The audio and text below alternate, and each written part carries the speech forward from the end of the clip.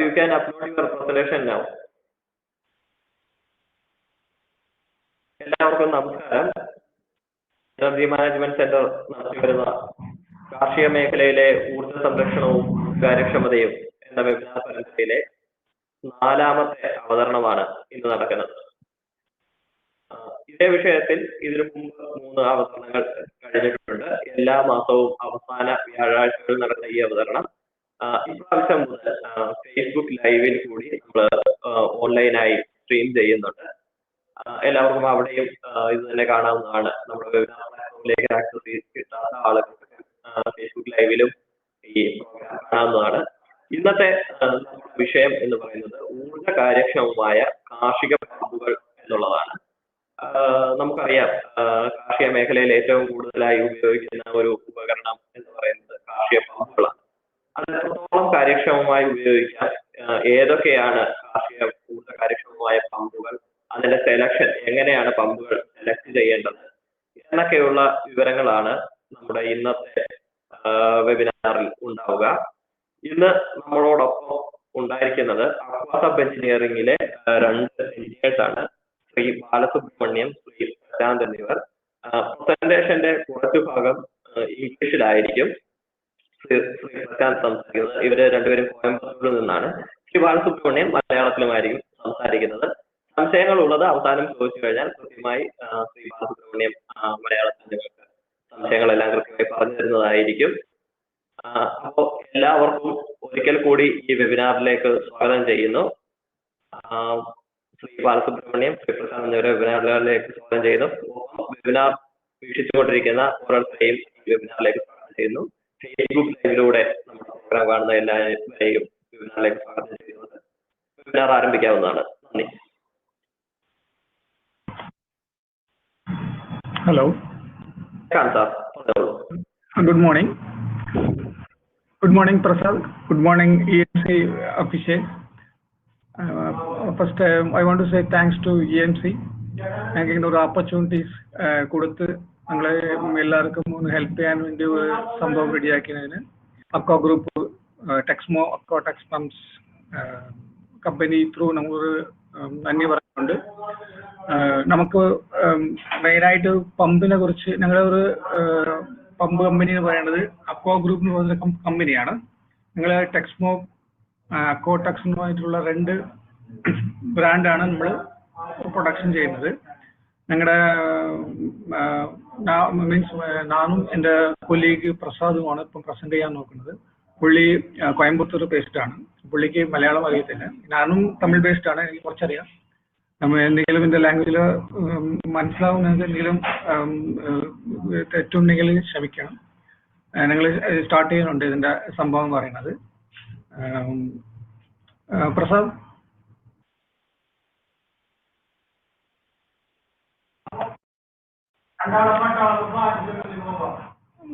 ഞങ്ങളുടെ കമ്പനി എന്ന് പറയുന്നത് ഓൾ ടൈപ്പ് ഓഫ് പമ്പ്സ് ഞങ്ങൾ മാനുഫാക്ചർ ചെയ്യുന്നത് ഞങ്ങളുടെ കമ്പനി കോയമ്പത്തൂരിലാണ്. ഒരു റൂഫിലെ താഴെയാണ് നമ്മൾ ഇതെല്ലാം ചെയ്യുന്നത്. ഞങ്ങൾ A to Z എല്ലാ പാർട്സും നമ്മൾ ചെയ്യുന്നത് ഞങ്ങളുടെ കമ്പനിയിൽ മാത്രമാണ്. നമ്മൾ പുറത്തുനിന്നൊന്നും മേടിക്കാറില്ല. അപ്പം അത് കാരണം ഞങ്ങൾ ക്വാളിറ്റിയുടെ സംഭവം മാക്സിമം നമ്മളത് നോക്കാറുള്ളതാണ്. നമ്മുടെ എനർജി എഫിഷ്യൻറ്റ് പമ്പ് സെറ്റ് എന്ന് പറയാൻ കാരണം തന്നെ ഞങ്ങളുടെ ഓൺ ക്വാളിറ്റി മാനേജ്മെൻറ്റും ഓൺ ഡിസൈൻ മാനേജ്മെൻറ്റും നമുക്ക് ഉള്ളതാണ്. അത് കാരണമാണ് നമ്മൾ അതിൻ്റെ സംഭവം പറയാനുള്ളത്. അതിൻ്റെ ഡീറ്റെയിൽസ് ആയിട്ടുള്ളത് പറയാം. അപ്പം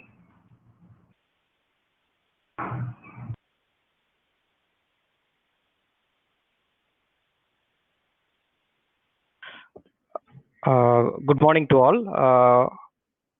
Myself Prasad. Hope all you can hear now. Can you hear me? Yes. Shall I continue? Sure. Yeah, thank you. Sir, thank you, sir. Thanks for introduction. Okay. See, this is the contents what we planned for today.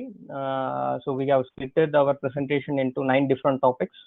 So first few slides about our company, just a basic introduction, and then ancient methods, how the pumping is done in the olden days, and then basic working principle of centrifugal pumps, and again we will walk you through about different types of wells and pumps available in India, and then minimum efficiency standards in India, and then about BEE, and also about world standard, what is available globally, and then types of pumps and its construction. We will give you walk you through about design flow as well, how we are designing our pumps, what is the design procedure that we are adopting, or what is the design structure that we are following in our company, and then futures about energy efficient motor, what are the key futures about the motor, and then how to select a pump, to how it behaves in a pump. There is a difference between how it behaves in the test bed and in the field. So to get the energy efficiency in the field, how it is done, and then we will try to explain you with a case study.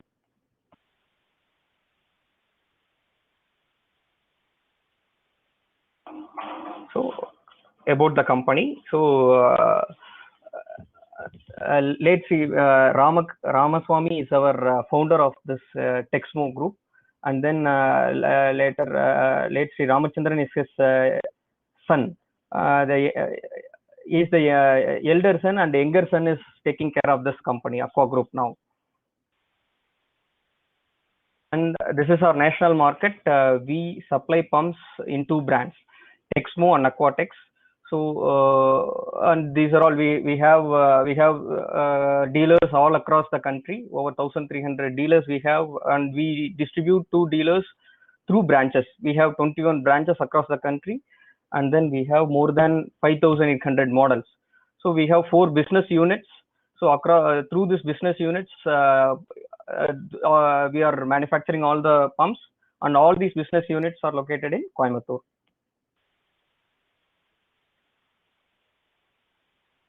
So these are all our manufacturing plants that is situated in Coimbatore. All 9 units are located within a span of 7 kilometers in 5 locations. And we have global presence as well. We have a brand name called ATX for global or foreign countries. So we supply pumps to 27 countries, and we are supplying as few OEM customers to few as well. To name Willow, Samsung, Terol, we are all OEM suppliers to these international manufacturers as well. And we follow ISO 9001, and we are practitioners of TPM, Total Productive Maintenance, and then we follow 14,001 NOSAS as well. Okay. Then coming to our presentation today. So, ancient methods. So to begin with, we cannot forget the old ones, how it has started. So this is how the pumping started. We have given few pictures how the pumping is done in the past. So whatever advancements we have now is from this only. So we have started like this, and then now we can see wherever we are now. All these things are manual, and now the latest advancement of electrical motors has tilted all the things upside down. The main whatever recent advancements we can see, we are seeing now is due to the AC current and the electrical motors. So these are all few things. In Tamil we call it as Pari. I think in Malayalam also I think it will be the same. Okay. So coming to the basic working principle of centrifugal pumps. Before going into the presentation, let us see how a centrifugal pump works. See, basically, it is a centrifugal action. We all know in a centrifugal pump we have 2 components. That is, one is rotating components and a stationary component. So the rotating component is called impeller, and the stationary component is called a diffuser. So what it does, how the pumping is happening? The pumping is happening basically because of the difference in pressure. So this is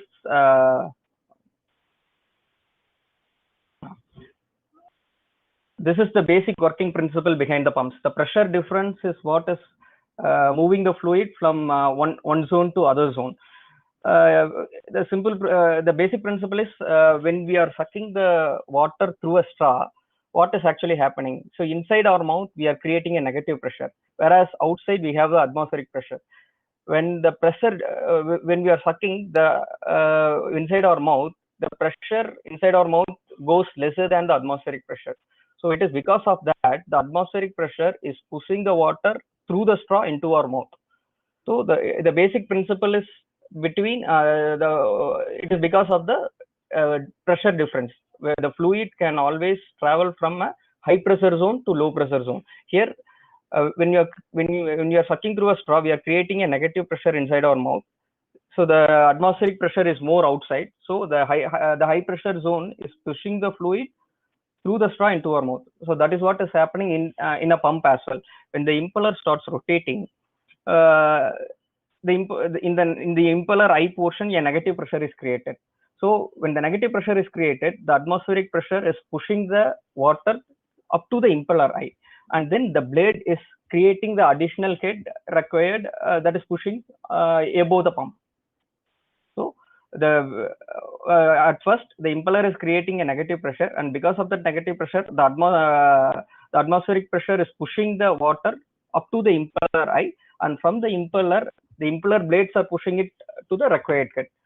So the impeller creates a very high velocity.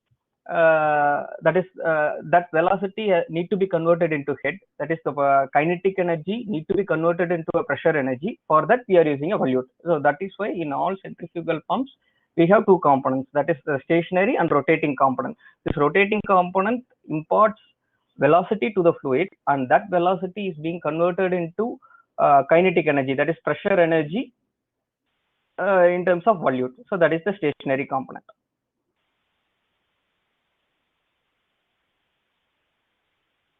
Okay. So coming to widely used agricultural pumps in India.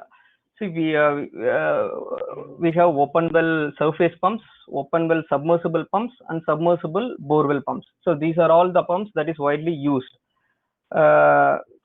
This is also called as monoset pump. This is dry winding. Usually we keep it above this pump set cannot be kept inside the water. So that is why it is called as open well surface pumps.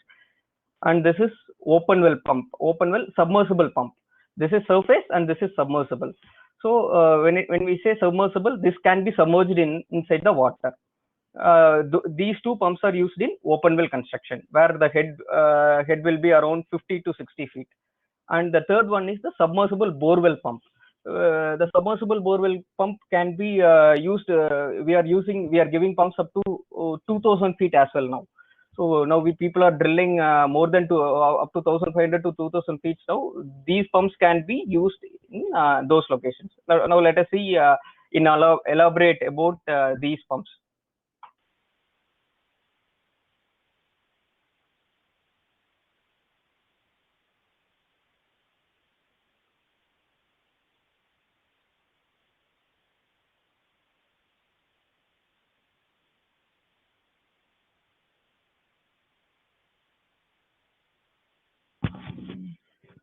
Sir, the slides are not.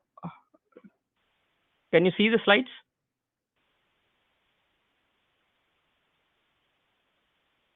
No, there's no slide now. Can you please go back and next? Okay, I will do one thing, sir. I will share my. Sure. You please.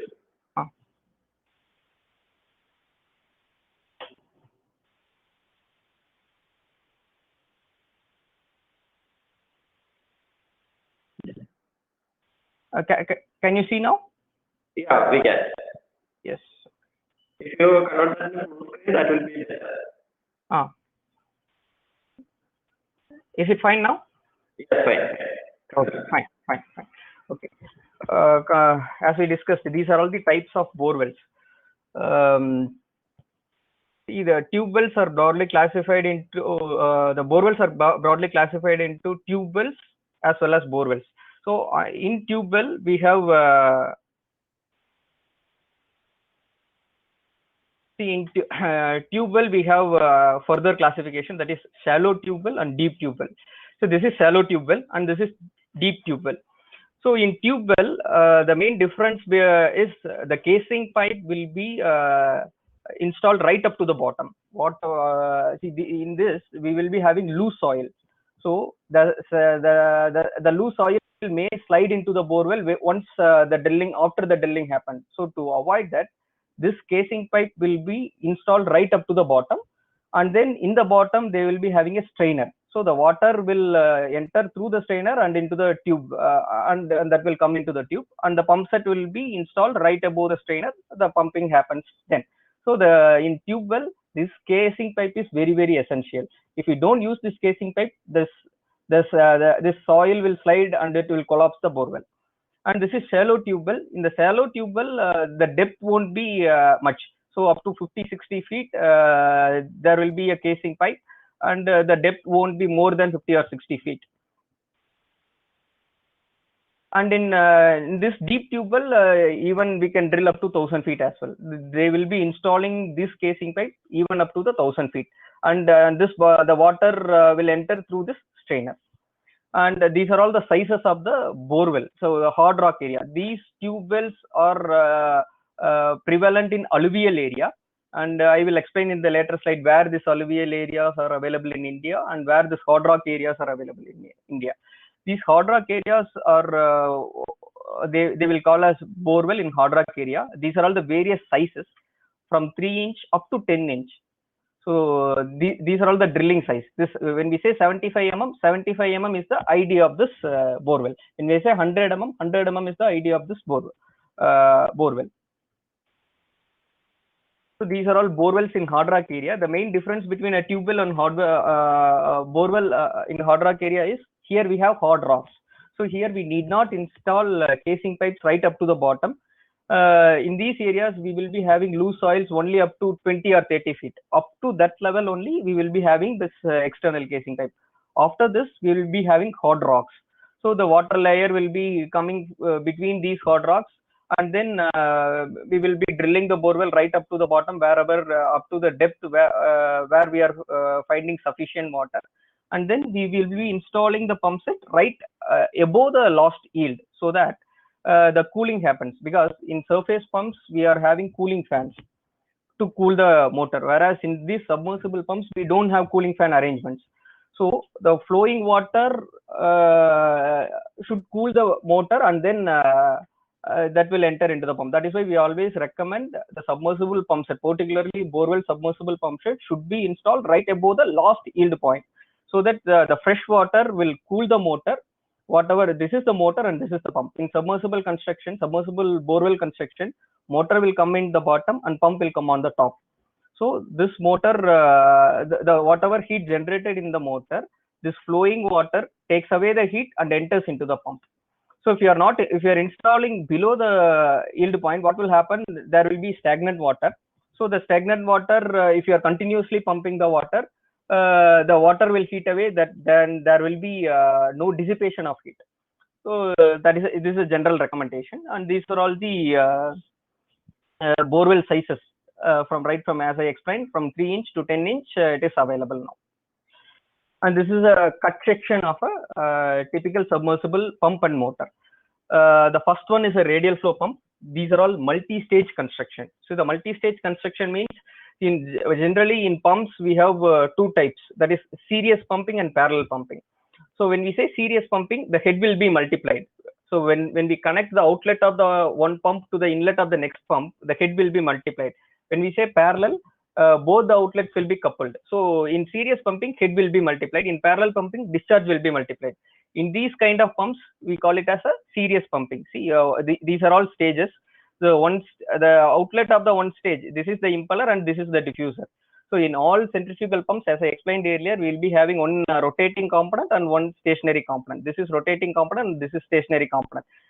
This rotating component will impart velocity, and this velocity is getting converted into head, and then again this will be multiplied. This is fed as an input to the next stage. So for example, this is a 6-inch pump. This 6-inch pump per stage, one stage will be generating roughly around 8 to 10 meters. So this will be multiplied. If suppose here we have 5 stages, so per stage head will be 10. When we are having 5 stages, it will be 10 into 5, 50 meters. So this is a radial flow pump, and this is a mixed flow pump. So the radial flow pump, I will explain about this radial flow and mixed flow when I am explaining about the types of pumps. In general, radial flow pump will be having very less discharge and high head compared to a mixed flow pump, whereas mixed flow pump will be having very high discharge and less head. So we will explain where these pumps will be used. And this is a typical submersible motor. In the submersible motor, we are having this is also called as wet winding. It is not dry winding. So we are using PVC winding here, and then this is the rotor, the rotating component, and we will be pouring water inside the motor. This is PVC coated. This winding is PVC coated winding. And important feature here is the thrust bearing. So when we are having multi-stage, each stage there will be a thrust load, and this thrust load should be taken care. If you are not taking care of this thrust load, the motor will fail immediately. So this is called the thrust load. All this this pump will be coupled on top of this, and then this thrust load will be taken care by this thrust bearing. And one other thing is this diaphragm. When we are pouring water inside the motor, when the motor running, all the losses will be converted into heat, and this water inside the motor will expand. So to compensate that expansion, this diaphragm is very, very essential in a submersible pump. And this is how a submersible pump will look like. The motor will come in the bottom and the pump will come on the top.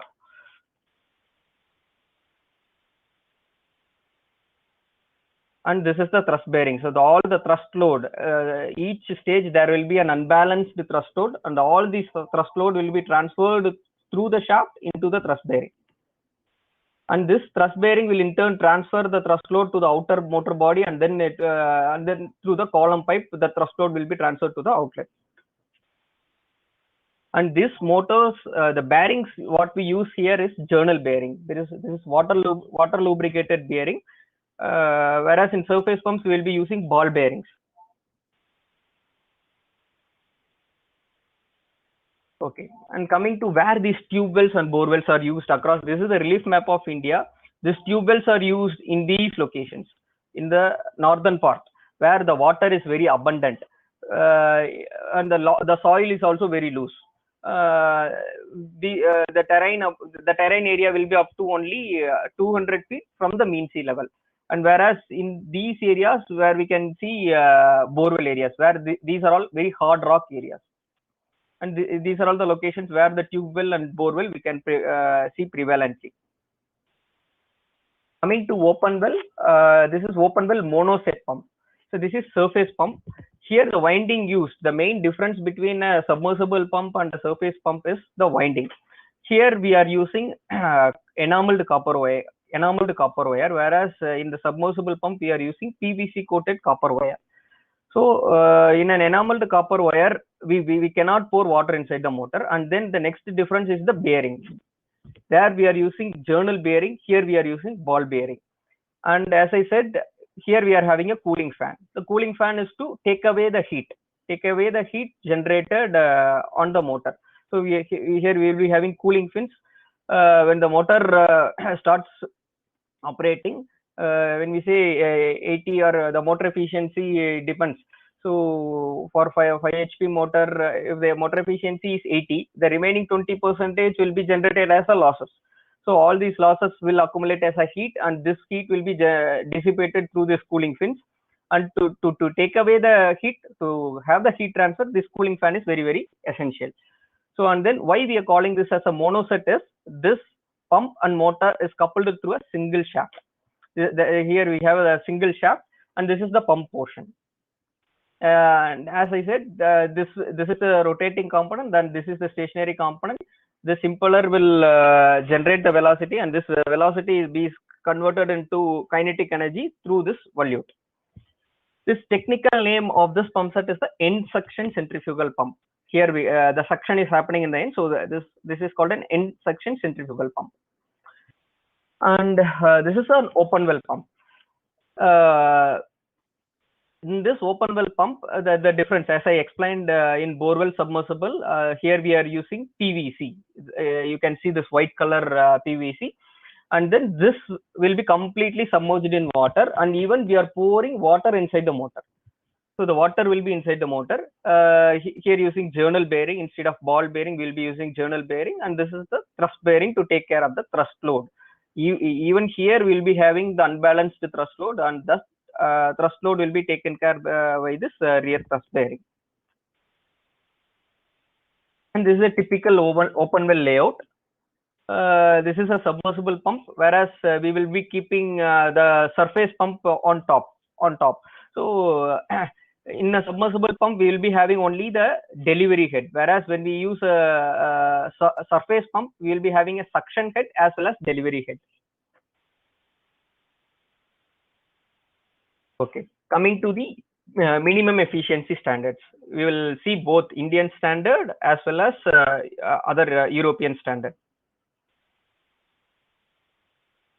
So in India, we are having these 4 standards.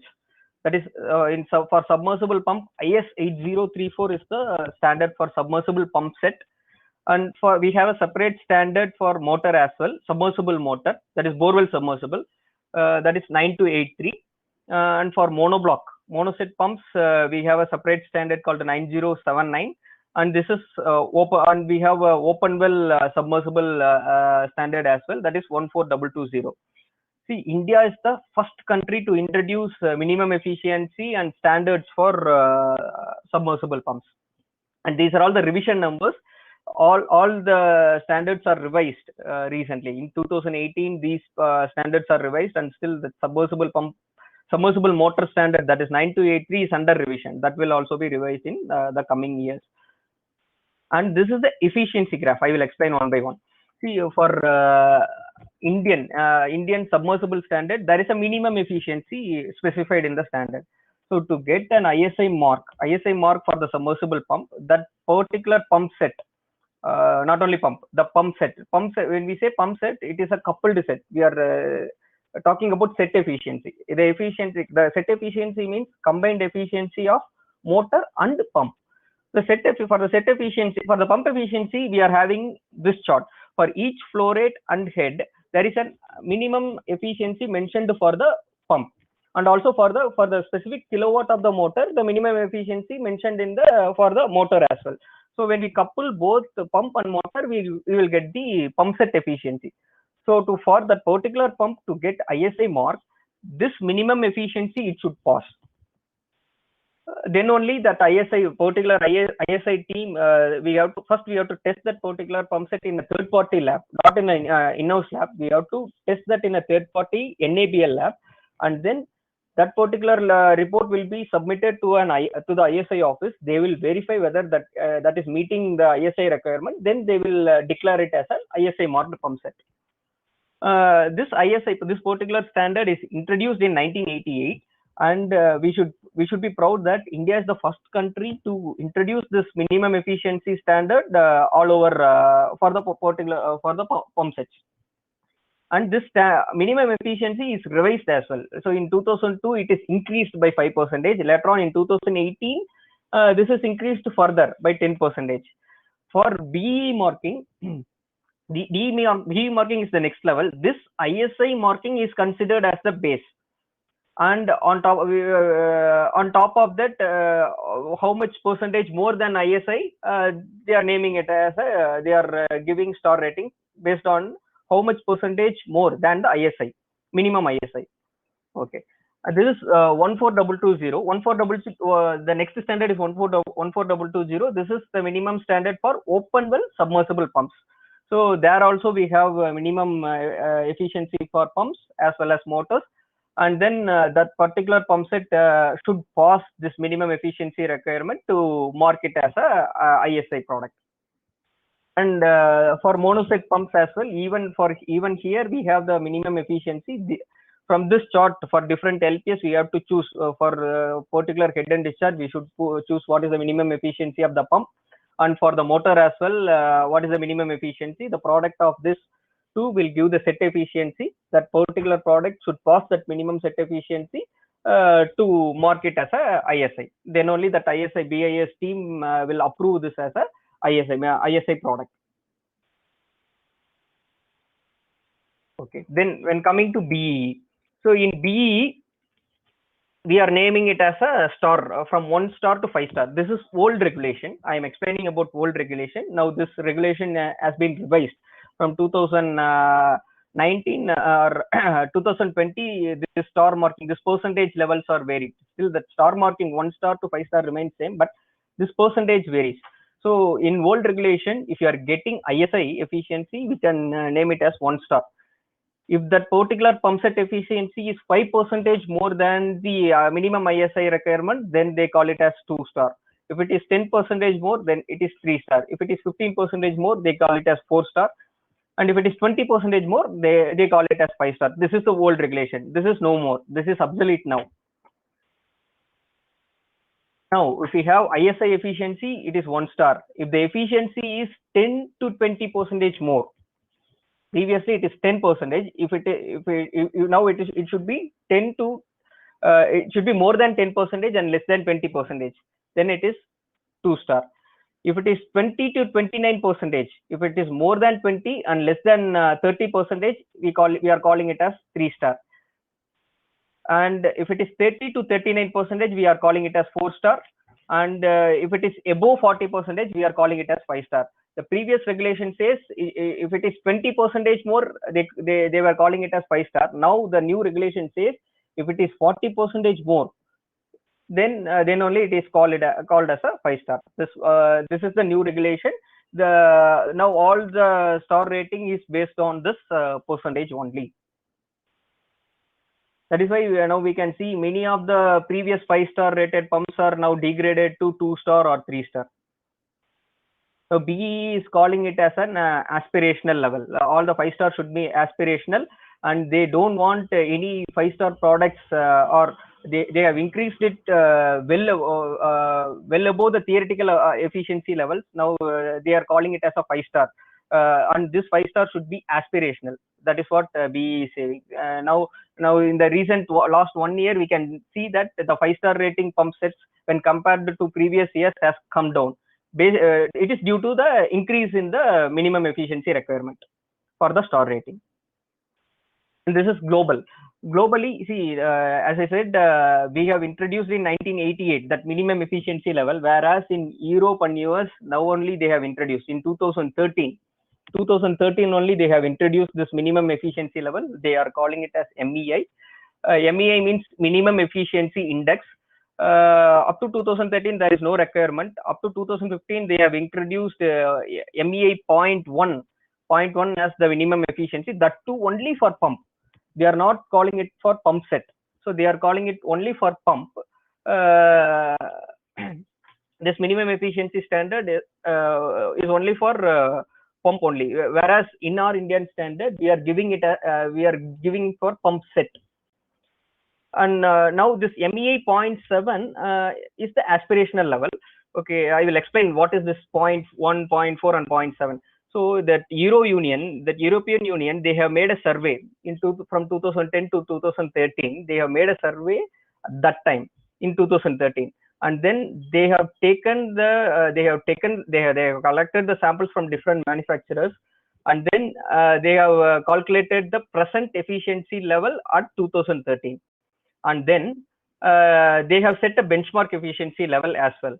So from the base efficiency, from whatever survey they have made in 2013, they have calculated the efficiency level at present at 2013, and then that they have taken as a base level, and from then they have increased the minimum efficiency requirement. So what they say is 0.1 is 10%. If they introduce that minimum efficiency level of 0.1, minimum efficiency index of 0.1, 10% of the pump sets, whatever they have surveyed, will be out of the market. That is why they say 0.1. If they say 0.4, 40% of the pumps from the base survey will not be available. And if they say 0.7, 70% of the pumps will not be available from the base. Basically, what they are doing is they are increasing the minimum efficiency requirement. If they say 0.1, for example, we can say 40% is the minimum efficiency for the pump.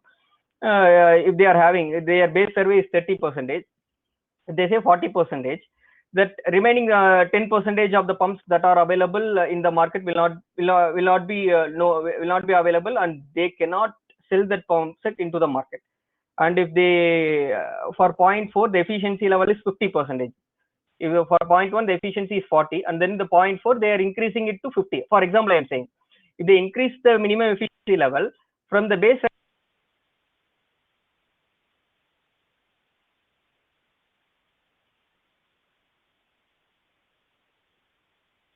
as the benchmark level, the aspirational level, that is the maximum possible efficiency that we can achieve. Now we can say our 5-star rated pumps, as per the new regulation, it is well above this MEA 0.7. So that is why we can see our 5-star rated pump sets have come down recently in the last 1 year. Even whatever we have set is well above the theoretical efficiency as well. And this is they have this MEA standard for submersible, vertical multi-stage, in-section pump, in-section close coupled pump, in-section wound bearing pumps. Okay, coming to the type of pumps. See, so far we have covered these topics. Now we will move to the types of pumps and its construction. So as I said, radial flow and mixed flow, these types of pumps is basically classified according to the specific speed. So based on the head, discharge and RPM of a particular pump, we name it, as a designer, we call it as a specific speed. So based on the specific speed, we broadly classify into radial flow or mixed flow. So when we have very low discharge and high head, these are all called radial flow pumps. So the water will enter axially and leave the impeller radially. So that is why we are calling it as a radial flow pump. So when we move from low to high, this radial flow will slowly shift it to high flow. So here we can see this is the vane gap. So that is why the vane gap is less here. That is why we are calling it as these pumps are widely used used for high head, low discharge application. When we move from here to here, the discharge increases and the head decreases. Here you can see the diameter is more and the diameter keeps on decreasing. When the diameter is more, it will have very high head. We can go for higher depths. When the diameter is less, the head will be less. It means indirectly we can operate only to very low heights. So when we move from here to here, the vane gap is increasing and the diameter is decreasing. So these are all called radial flow pumps, and these are all called mixed flow pumps. So when we go to mixed flow pumps, you can see the vane gap is more. So it means it can handle very high discharge, but head will be less.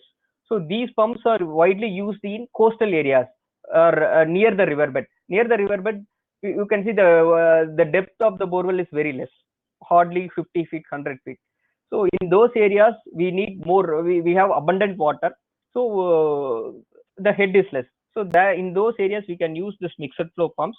When the head is more, we can use the radial flow pumps. When the borewell depth is more than 100 feet or 200 feet, so where the discharge will be less and the head will be more, in those areas we will be using radial flow. In the low head areas we will be using mixed flow, and these are axial flow pumps. In the axial flow pumps, the head will be even more minimum, the discharge will be very high. So in the mixed flow pumps, the head will be 6 to 7 meters, whereas in the radial flow pumps, in the axial flow pumps, the discharge will be, or the head will be hardly 2 to 3 or even 4 up to 4 meters. We call it as a radial flow or axial flow pumps. And these are all the typical construction of pumps. This is an open well pump. This is a self-priming pump. When we say self-priming pump, we need not. We will be having a suction head and delivery head. When we are having a suction head, we should fill the pump up, right up from the pump to the suction. We should fill the water, and then we should have a footwall. And then the pump, all the centrifugal pumps cannot. Usually, it is not a self-priming pump. It means if we don't have a footwall, the pump suction will not happen. So the entire suction we should fill it with the water. And this is a typical special pump where the self-priming happens by its own. So this pump, this is a more typical centrifugal pump where the self-priming cannot happen on its own. So In this, we should have a suction pipe with the footwall. Before starting the pump, we should prime the pump up to the suction, and then only we should start.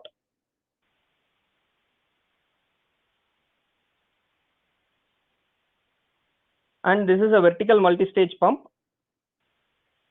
This is a vertical multi-stage pump. This is a 4-inch pump where the for a 4-inch borewell, and this is a 6-inch pump, and this is a typical open well pump, and this is a sewage pump.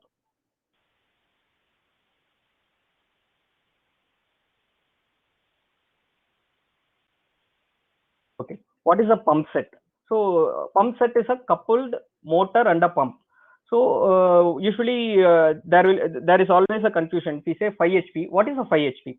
Either it is an input or output. It is an input of the pump or output of the pump.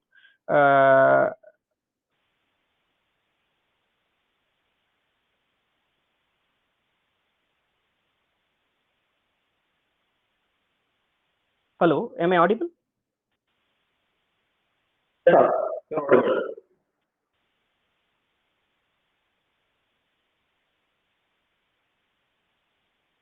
Hello. Yes, sir. Yeah, Continue. You can continue. Yes. Okay.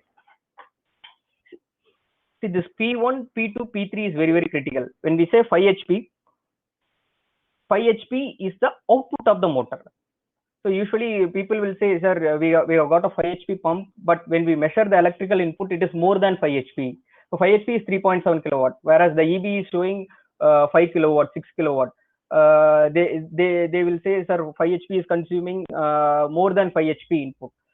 That is not the case. When we say 5 HP is P2. And then P1 is the electrical input. So for a 5 HP motor, usually the input will be more than 5 HP. And P3 is the output of the pump. So P1 is the electrical input, P2 is the motor output, that is the rating, BHP what we call, and P3 is the fluid power, that is the output of the pump. So when we say P3 by P2, that is output of the pump by the input of the pump, that is pump efficiency. And then output of the motor, P2 by P1 is the motor efficiency, and set efficiency is the product of pump efficiency and motor efficiency. Hope this is this clarifies all. If you people have any doubts in this, we will discuss on this in the later session. Here I will try to explain with an example. If we say 1.5 HP motor, 1.5 HP is 1.1 kilowatt motor, means it can deliver 1.5 HP brake horsepower. That is the output. See that P2 is the 1.5 HP.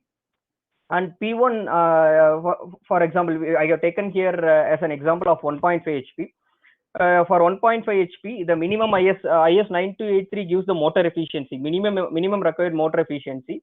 For submersible pump set, 63% is the minimum efficiency requirement for a 3-phase motor, and for a single-phase motor, it is 53%. So when we call 1.1 is the output, so when we divide 1.1 by 0.63, the input taken by the particular motor can go up to 1.74 kilowatt for a 3-phase motor. For a single-phase motor, when we divide the same by the 53%, it can go up to 2.07 kilowatt. So this is how. So for an 1.1 kilowatt motor, the input can go up to 1.74 kilowatt. And for a single phase motor, even this can go up to 2 kilowatt. So it doesn't mean that 1.1 kilowatt should take 1.1 or lesser than 1 kilowatt or equal to 1.1 kilowatt. So it will be always more. It is basically because of the 1.1 is the output P2, and P1 will always be more. Whatever we measure in the field, that is the input of the motor, electrical input only we are measuring. That input is always be more than the motor rating. Coming to the design flow. So these are all few design tools. So when we are designing a pump, basically the requirement comes from the market. The requirement is what head, what height it should operate, and what is the discharge. So based on that head and discharge, we will calculate the specific speed. So based on the specific speed, we will say whether it is a radial flow or mixed flow. And based on that, we will do our design calculations. we have many theories. We have a book approach as well. Now recent days we have softwares as well to design the design. When we feed the head and discharge, the software will automatically give the vein shapes. All those things are there. But basic thing is based on the head discharge and the RPM, we will classify what pump it is, and based on that classification we will start our design. And these are all few design tools. Some 30-40 years back we used to do it manually, but these are all the recent tools, the recent CAD CAM softwares. What it enables us to is to speed up the process. Instead of doing it manually, we can do it using the softwares, and we can see virtually how it looks. We did not wait for the casting to come. Now using these tools, what we can even before giving it for manufacturing or prototyping it, we can virtually see how the pump behaves, how the perform. Even we can see the performance also. Whatever head and discharge we have designed for, whether that head and discharge is meeting or not. All those things we can do it virtually. And then now we have these 3D printers as well now. So instead of going for a metal is the final part. We can cast it, but before going for it, we can 3D print the particular components and test it.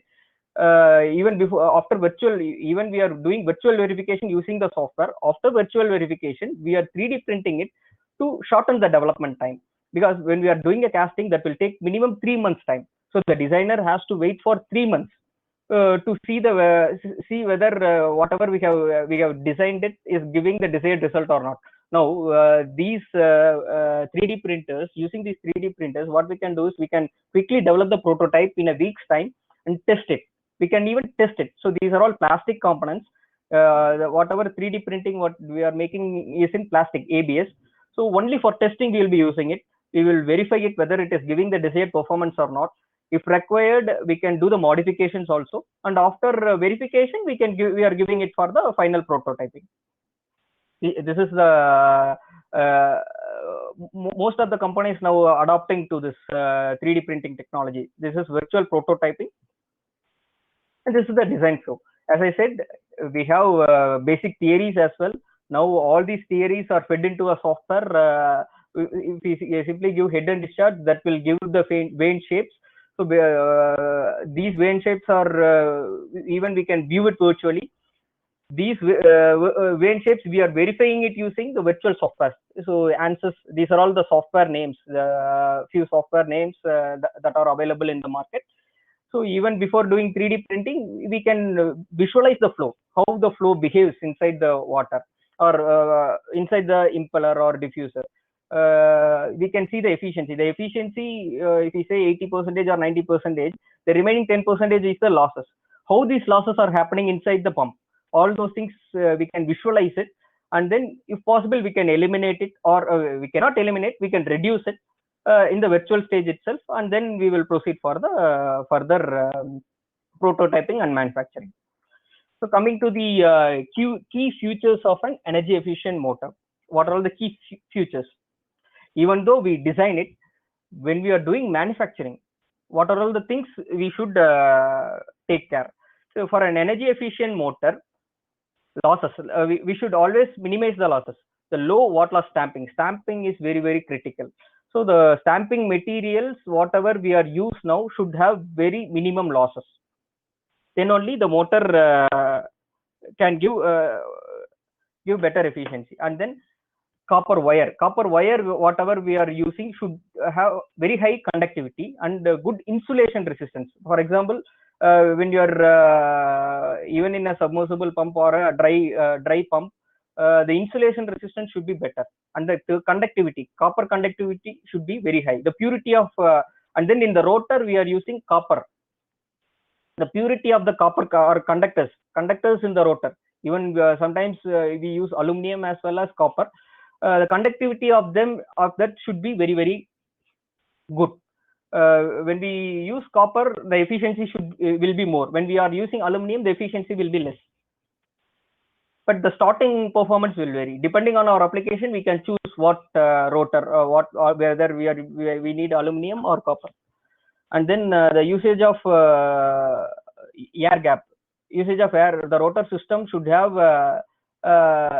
will always have an air gap, and these rotors should be dynamically balanced. And as I said earlier, the diaphragm is very essential in a submersible motor. And in this submersible motor, we have journal bearings. So this journal bearing, the coefficient of friction in these journal bearings should be minimum. So the optimum clearance should be used. So when we are having more clearance, obviously the friction will increase and the reliability will also go down. So the optimum selection of journal bearing is very critical. So the usage of highly grounded or polished bearing surfaces. These are all the bearing surfaces. The bearing surfaces should be very smooth.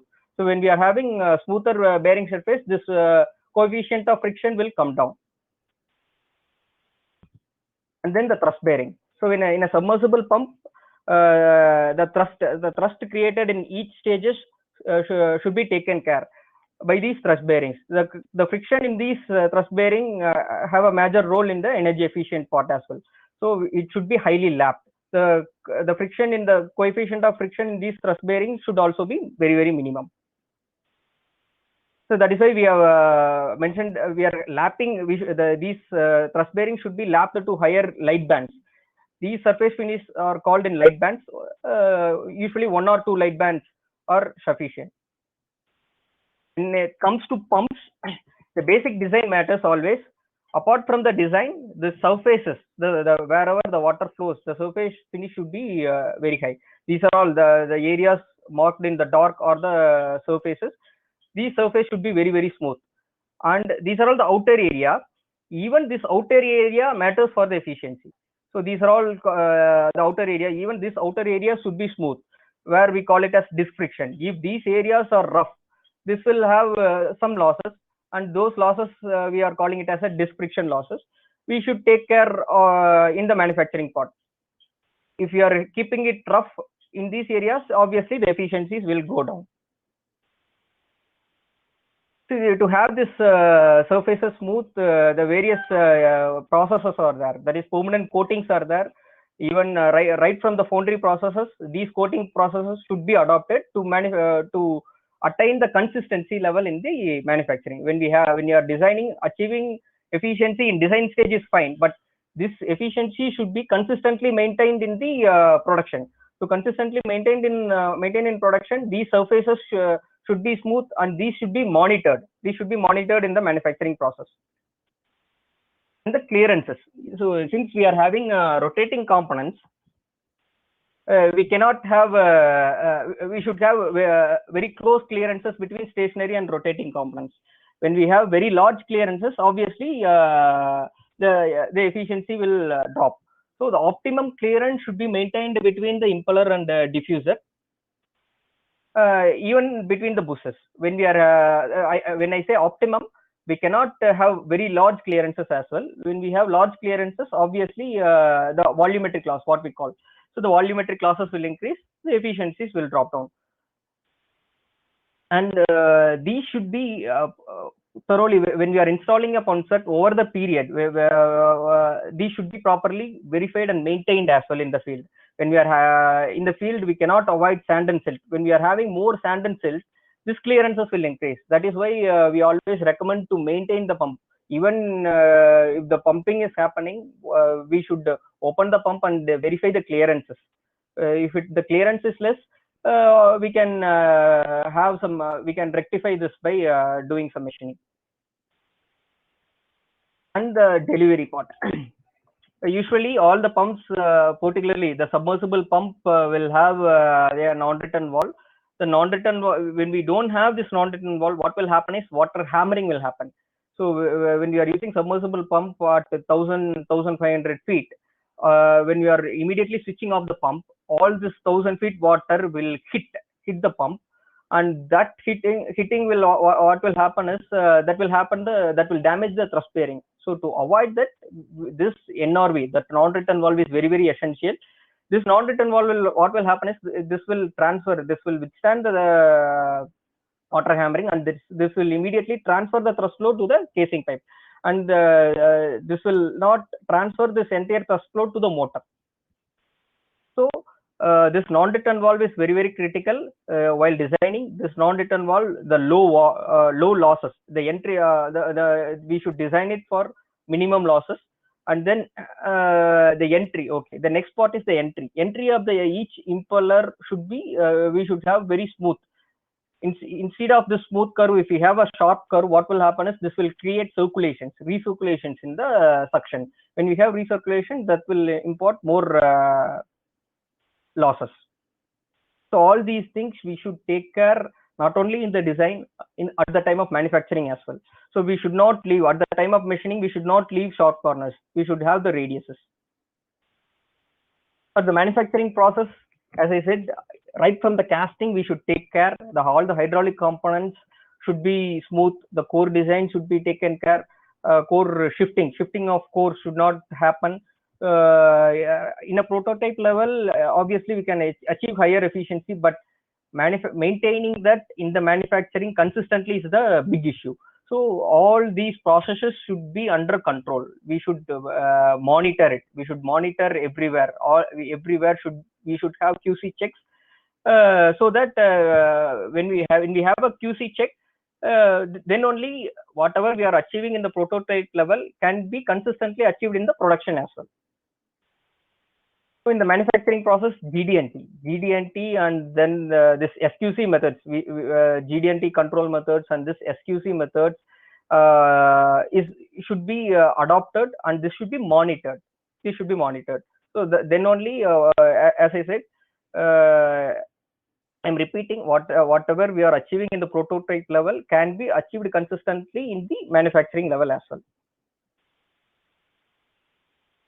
And then coming to pump system performance, while designing the motor, that we should take care of the voltage fluctuation as well. So we are rating the motor for a particular voltage, but that efficiency should be, but when you are going to the field, the voltage varies. We cannot have a defined voltage.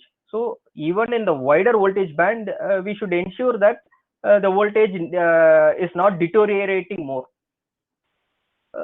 Even ISI, whatever the requirement is for the rated voltage only. But as a manufacturer or as a designer, we cannot design it for a single point. Particularly for the motor, voltage is the big issue. We should take care for the wide voltage fluctuations as well. So when you are doing pump design, obviously we design for a single point, but the efficiency will always be maximum for one single point. But what we should take care is, instead of worrying about the peak efficiency at duty point, even if some part of efficiency deteriorates at the peak, it should have a wider band, flatter efficiency curve. We should look for flatter efficiency curve as well. And then when we after doing all these things in pump and motor, while installing it in the field, we should take care of the cable sizes. If you are using, suppose a manufacturer is recommending 2.5 square mm cable, if you are using 1.5 square mm cable, what will happen is losses will happen in the cable. Obviously, the voltage will drop. That will have an impact in the entire system as well. That is about the motor. Cable size is very, very critical for a particular. We should always use higher cable size, particularly for when we are traveling or when we are using for higher distances. And when it comes to pipe is also very, very less, very, very critical. Friction losses in the pipes. When we are using pipes, it should be always more than whatever manufacturer is recommending. If the manufacturer is having 2-inch delivery, if he is giving 2-inch delivery, we should go at least one size more. Obviously, we should select the pipe based on our system curve. There are friction charts available. All the pipe manufacturers are giving the friction charts. We should study up to what kilometer it is going, what is the delivery required at the site. Based on this, we should size the pipe properly. If you are not sizing the pipe properly, obviously this will have an impact on the system. So we can, as a manufacturer, we can give better efficient motor, better efficient pump, but end customer, if he is not taking care of these things in the field, if he is not sizing the cables properly, if he is not sizing the cables pipes properly, even with the best of the best pumps, we cannot have the system efficiency in the field. So the system efficiency in the field, we should take care only by having proper sizing of the cable and the pipes, and also selection. Selection is very, very critical. That we will come to the later stage in the next presentations. So I am trying to explain it with a submersible pump. See, this is a typical bore well.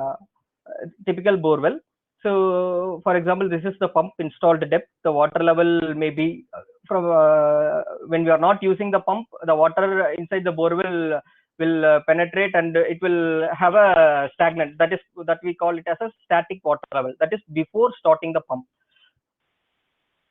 When we start the pump, what will happen is this level will come down and it will saturate at certain level. So the borewell, each borewell will have a different yield. For example, if the borewell yield is at the time of drilling, if the borewell is giving only 1 LPS, we should select a pump less than 1 LPS. If you are selecting more than 1 LPS, what will happen? It will drain the borewell, and the dry run will happen. So yield of the borewell we should study. If the yield of the borewell is 1 LPS or 2 LPS, we should size a pump less than that. Then only it will continuously pump the water. The water will not go dry.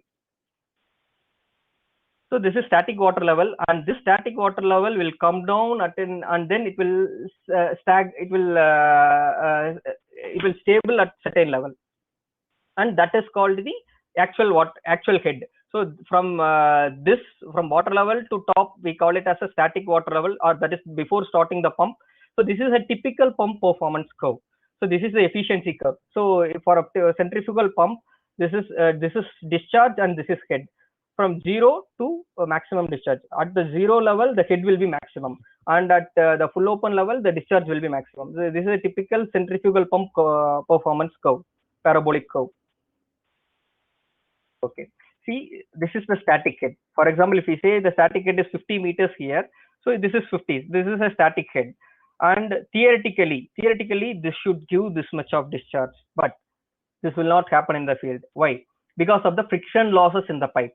So theoretically, this should give this much of discharge, but due to the friction in the pipeline and in the system, this will give only this much of discharge. So the discharge will come down. So if you say this is Q1, this will give only Q2. So this Q1 is more and this Q2 is less. So theoretically, this should give this much of discharge, but actual in the field at the starting of the pump, this will give only this much of discharge.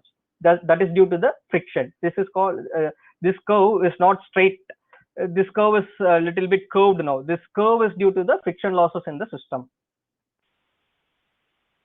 And then from at the time of starting, the water level was there, and then right after starting the pump, this has gone down and then it stabilized that level at some point. So this is static.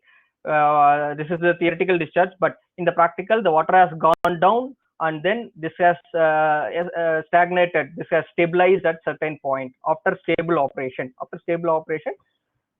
This should be we should select a pump at this point where the efficiency is always maximum, but that is not always possible in the field, because particularly for a borewell submersible, the water is fluctuating seasonally. The seasonal variation will be there. So we should select a pump throughout the season. We should try to operate it at the maximum level, but it is not always. That is why I emphasized about having a flatter curve. If you have a peak curve, that will have only one peak efficiency, but instead if you have a flatter curve, the efficiency will be maximum for certain range. So we should take care in the design part. If you have only one single efficiency at peak point, obviously the losses will be more in the field. So where the pump set cannot operate at its maximum efficiency point always. This is the maximum efficiency point. So we should always aim to select the pump for this head, and this head should operate for a particular pump at the maximum efficiency. But as I said, due to the seasonal variation, this is practical difficulties is always there. Is always there to achieve this maximum efficiency in the field. As I said, this is due to the friction losses. When we have the textures like this, why that straight curve is not happening, the theoretical discharge is not coming in the field is due to the friction losses in the pipe. When we have more friction, this friction is due to two things. One is the surface roughness, and the next thing is the sizing. For a particular discharge, we should size the pump pipe accordingly. See, we cannot pump 10 LPS, 10 liters per second in a 1-inch pipe. For a 1-inch pipe, we should size the pump. Optimum pipe size is there. The manufacturer is recommending a pipe for optimum discharge, or for a particular discharge, the manufacturer is recommending an optimum pipe size. So we should go through that friction chart and select our pipe accordingly. So this friction is due to two things. One is the diameter, and other one is the textures inside the pipe. If you have a smooth, obviously the water can flow through the pipe without any disturbances. So obviously the friction losses will come down. And then the next thing is, if we have more number of joints, if we have sudden expansion and contraction like this, obviously the losses will be more. Always we should try to expand it. We should not contract it. If you are contracting the pipe like this, the friction losses will increase. So we should always try to expand it. So when we can reduce the pipe sizes, if we are reducing the discharge, obviously we can go down. But for the same discharge, we should not reduce the pipe size. And then we should try to reduce the elbows. We should instead of short bends, we should try to use curved bends. And then wherever possible, we should reduce the valves. If you are having more number of valves, obviously that will increase the friction. As and when required, there only we should use the valves. So this is the typical. This gives the summary. So this is the static water level. This is the drawdown level. This is the erection depth.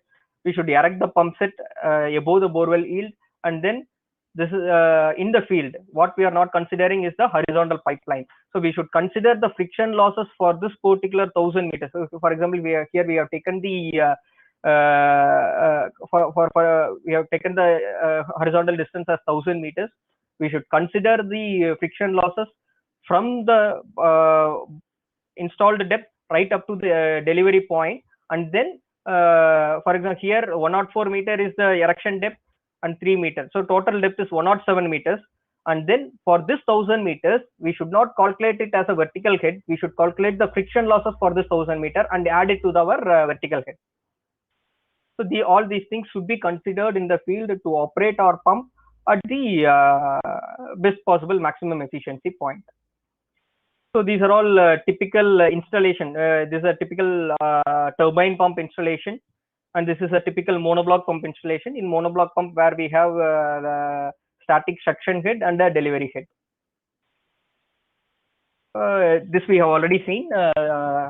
This is a typical open well pump. To summarize, this is a typical open well pump where we can have a submersible and a surface pump as well. This is a tube well. This is a tube well pump where the casing pipe, as I explained earlier, casing installed right up to the bottom. And this is the borewell pump for hard rock area. The casing pipe will be installed only up to the soil, that is the loose soil, and beyond that rocks will come, and the pump should be installed just above the yield point. And coming to solar, yes, obviously solar pumping is picking up everywhere. When it comes to solar, we will be having the main difference between EB and solar is the power availability. In a EB, we have constant power available, but whereas in solar, the power varies based on the irradiation level. From the morning to evening, based on the sunlight, the power will vary in the solar panel. So based on that power, we should operate our pump at different RPM. For that, we need to use VFD drives. When we use VFD drive, we are controlling the RPM of the pump, and when you are controlling the RPM of the pump, we are controlling the input power given to the motor. So based on the input power available from the solar panel, we are reducing the RPM of the pump, and then we are running it. So that is what is happening in the solar application. So in the morning, the power availability will be very less. So for that power, for example, all our induction motors will operate at 3000 RPM. When you are connecting at 3000 RPM is the theoretical RPM. With the slip, it will operate at roughly 2000 to 2000 to 2800 RPM based on the slip. So in the peak, in the morning session, in the early morning, the sunlight will be less. So based on that radiation level, the power generated in the solar will be less. So for that power availability, what we will do is using a drive, we will operate the pump set in a minimum RPM. So the head will be less, discharge will be less. This when we are reducing the RPM of the pump set, the head and discharge will be less. When the sun moves from morning to afternoon, gradually the power generated by the solar panel will also increase. When the power generated in the solar panel increases, the drive, what it will does is it will slowly increase the RPM of the motor. So slowly when we are increasing the RPM of the motor, the head and the discharge will also increase in the pump, and it will go to the peak at the afternoon session. So in the usually in solar, we will get the full potential of the pump and motor only in the afternoon session, where when the sunlight is more, where the irradiation level is more, and it will again gradually goes down. So that is what is happening in the solar pumping. So even here also the selection, everything matters. We should consider the system, and then we should carefully select our pump set. So coming to the case study, where we have installed, we have in Karnataka area, we have given one district, Malavalli, or in Mondia district, in Malavalli location, we were given with some 3000 locations. We have to do the energy audit there. We have to study the existing pump performance, and then we have given a target. We should replace the pump set, old pump set, with a new pump set, and we should achieve minimum 30% efficiency in the electrical input. So the power consumption should be 30% less. That is what is given. So out of 3000 surveyed pump sets, we have replaced the 1337 pump sets there, and we successfully achieved the efficiency, and we have given a contract of we should maintain it. So year over year there will be some deterioration. We have given some liberation as well, but we should maintain that efficiency for 3 years. So every year there will be an energy audit, and then in the energy audit they will check the efficiency, what the power consumption as well, and then based on that only they have released the order. We have done this in association with Power Grid and EESL.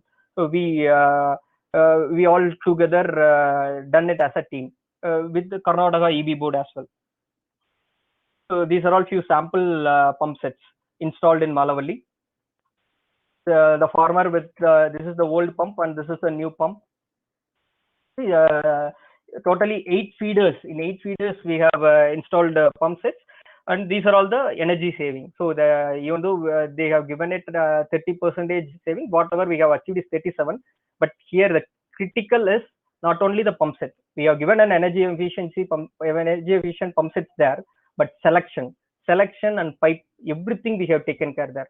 So all this saving, whatever we have achieved, not only because of the pump set, the selection is very, very critical there. We have done proper selection, and then we have monitored it throughout the season. Obviously, the seasonal variations is also there. We have considered that, and based on that only we have done the optimum selection, and end result we are able to maintain this consistently for 3 years. So on the whole, we have replaced 1337 pump sets there out of 3000 pump sets surveyed. So we cannot replace all the 3000. Wherever the scope of saving is there, that is the minimum saving of 30% is the target there. Wherever we thought that 30% saving is possible, we have replaced it. So only 50% we were able to replace it there. And this is about the carbon footprint reduction in CO2 emission. So this is a calculation, basic calculation. So and then the payback period based on the energy saving is the 2.1 years, considering 6 hours of daily operation and 300 working days. This is basically a calculation. And because of that, we were able to achieve or we were able to receive energy efficiency award consistently for 4 years, from 2012-13, 13-14, 14-15, and 15-16. We backed the National Energy Saving Award for consistently 4 years. Thank you, sir. Thank you. Now we can move on to question and answer session, sir. Balu sir, if you want, you can share your thoughts on this. Online undo.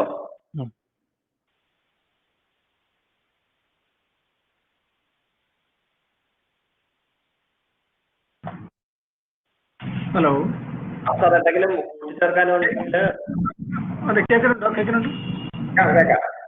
Okay okay. ആരെങ്കിലും doubt ഉണ്ടെങ്കിൽ ചോദിക്കാം. എനിക്ക് 2 കാര്യം പറയാനുള്ളത് sir. ഇപ്പം നമ്മുടെ government department scheme, എല്ലാ സ്കീമിലും agriculture department, PWD എല്ലാവരും 5 സ്റ്റാർ റേറ്റിംഗ് ചോദിക്കുന്നുണ്ട്.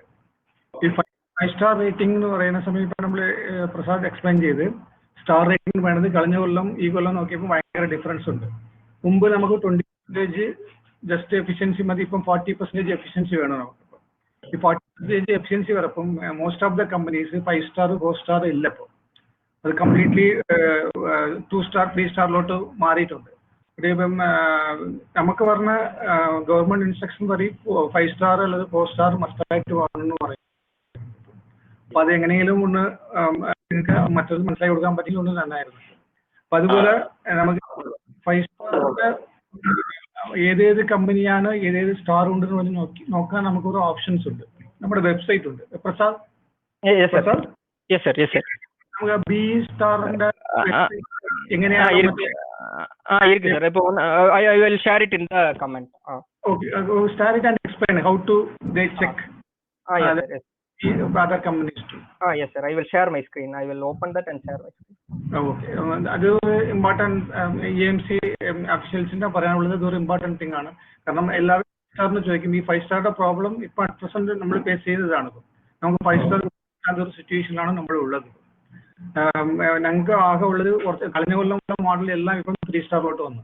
റീസൺ അവരുടെ എഫിഷ്യൻസി അപ്ഗ്രേഡേഷൻ ആണ്. നമ്മുടെ കമ്പനിക്ക് മാത്രമല്ല, ആൾമോസ്റ്റ് ആൾ മാനുഫാക്ചറേഴ്സ് നമ്മൾ ത്രൂ ആ സൈറ്റിൽ ചെക്ക് ചെയ്ത് നോക്കിയാൽ നമുക്ക് അറിയാൻ പറ്റും. അപ്പൊ അത് എങ്ങനെയാണ് നമുക്ക് ഗവൺമെന്റ് ലോണ് ഇൻഫോം ചെയ്യാൻ പറ്റും ചെയ്തെന്ന് വെച്ചാൽ കുറച്ചുകൂടി നല്ലൊരു കാര്യമായിരുന്നു.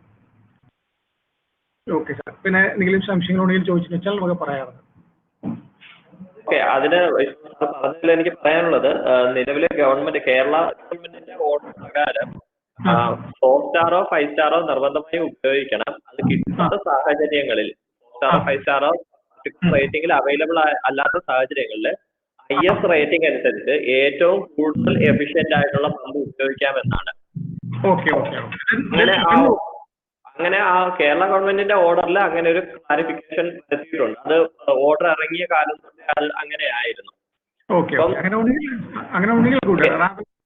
ഇപ്പം ഒരു SMC കേരള എന്ന് പറഞ്ഞിട്ട് കേരള മിഷനറീസ് എന്ന ഒരു സൈറ്റ് ഉണ്ട്. അവർ റിക്വസ്റ്റ് ചെയ്തിട്ടുണ്ട് പമ്പ് സെറ്റ് 5 സ്റ്റാർ. അപ്പൊ അവര് ഉള്ളത് ഇത് മാത്രം. അപ്പൊ നമ്മൾ അവിടെ ഡിസ്കസ് ചെയ്ത് അവിടുത്തെ ഒരു സാറെടുത്ത് ഡിസ്കസ് ചെയ്തപ്പം സാറ് പറഞ്ഞത് IS ഈ 5 സ്റ്റാറും വേണമെന്ന് പറഞ്ഞു. അപ്പൊ ഞാൻ അവിടെ എക്സ്പ്ലെയിൻ ചെയ്ത് സാർ നിങ്ങൾ BE ലേബിൾ ആ സൈറ്റിൽ പോയി നോക്കിയാൽ നമ്മൾ ഹയർ HP പമ്പ് ഒന്നും സിംഗിൾ ഫേസ് വേണമെങ്കിൽ ചില പമ്പിനും ഉണ്ട്. ഹയർ HP വളരെ റെയറാണ്, മിക്കവാറും കമ്പനിക്കില്ല. മനസ്സിലായി. അപ്പം കേരളത്തിൽ ഇങ്ങനെ ഒരു സാധ്യതയുണ്ട്. അതില് ഉള്ളതിൽ ഏറ്റവും എഫിഷ്യന്റ് ഏതാണോ അത് ഉപയോഗിക്കാൻ. അപ്പം BEയുടെ സൈറ്റിൽ നിന്ന് ആ കപ്പാസിറ്റിയിലുള്ള പമ്പുകളിൽ ഏതാണ് ഹയർ എഫിഷ്യന്റ് ആയിട്ട് സൈറ്റിൽ കാണുന്നതെന്ന് വെച്ച് കഴിഞ്ഞാൽ ആ പമ്പ് ഉപയോഗിക്കാൻ നോക്കാം.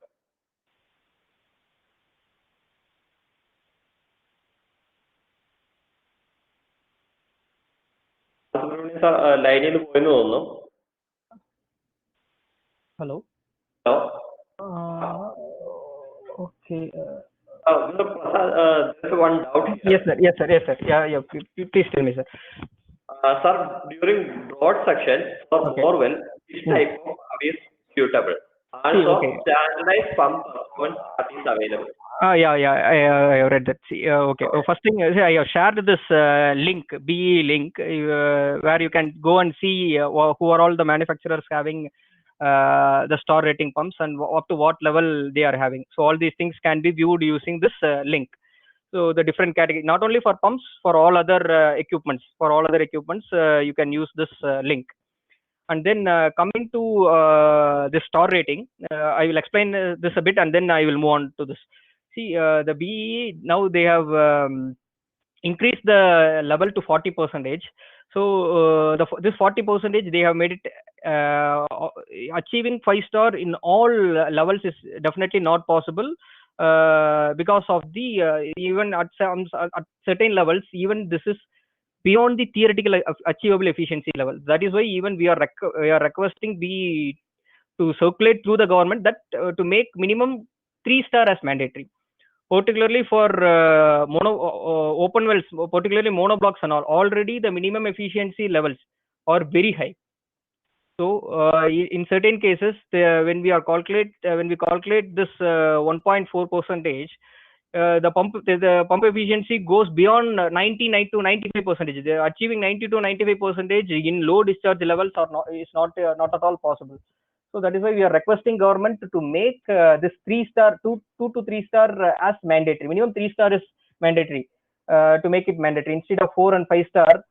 Previous all the state governments, they were having 5-star as mandatory. Now our association, we have an association in Coimbatore, that is SEMA, representing all the South Indian manufacturers, and IPMA for North Indian manufacturers. These two associations now we are representing to the government to make 3-star as mandatory. 5-star is not achievable in all the ranges. So now they are going to, in all our states, not only we have given a representation to Energy Cell. So they are going to make it consider this and then making 3-star as mandatory for government supplies. Okay. Hope this clarifies. And then coming to the questions.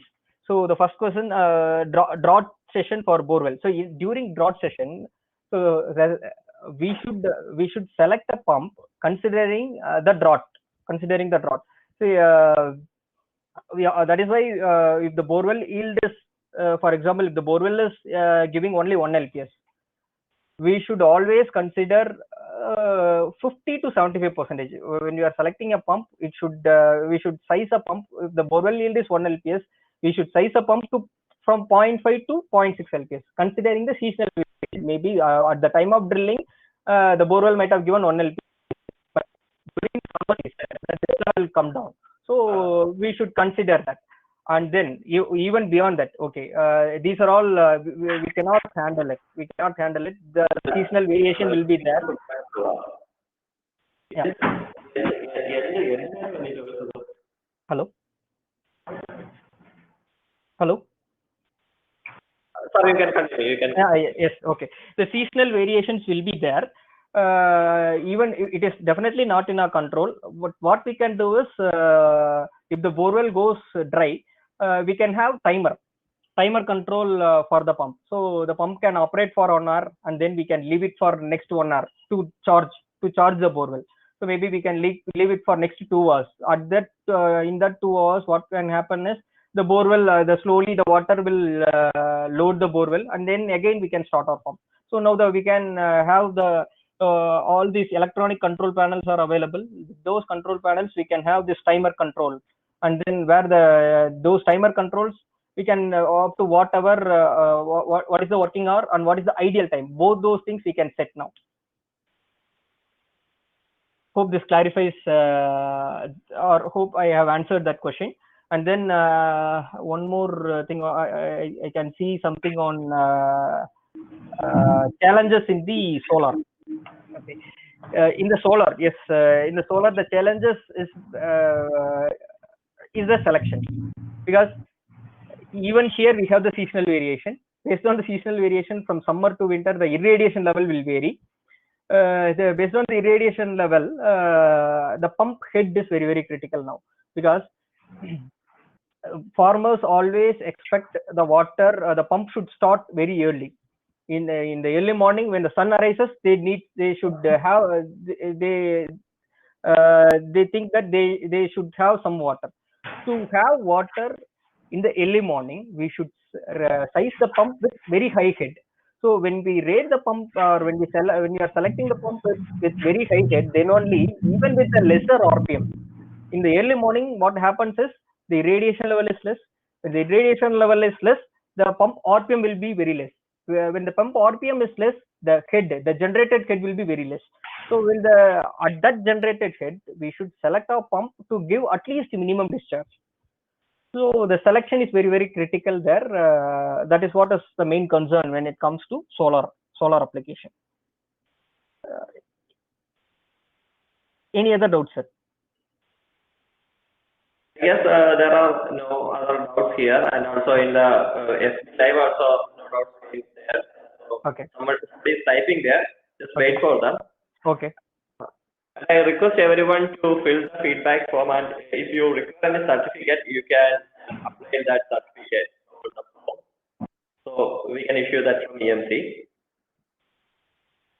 എല്ലാവരും feedback form പൂരിപ്പിക്കണം. അതിനകത്ത് certificate ആവശ്യമുള്ളവർ അതിനകത്ത് yes click ചെയ്ത് കഴിഞ്ഞാൽ നിങ്ങൾക്ക് certificate ഇവിടെ നിന്നും ഇമെയിലായിട്ട് അയച്ചിട്ട് EMC ഇമെയിലായിട്ട് അയച്ചിരുന്നതാണ്. Okay, I guess he said thank you, and I think we can wind up this section. Okay. Thank you very much, sir. Thank you for the opportunity.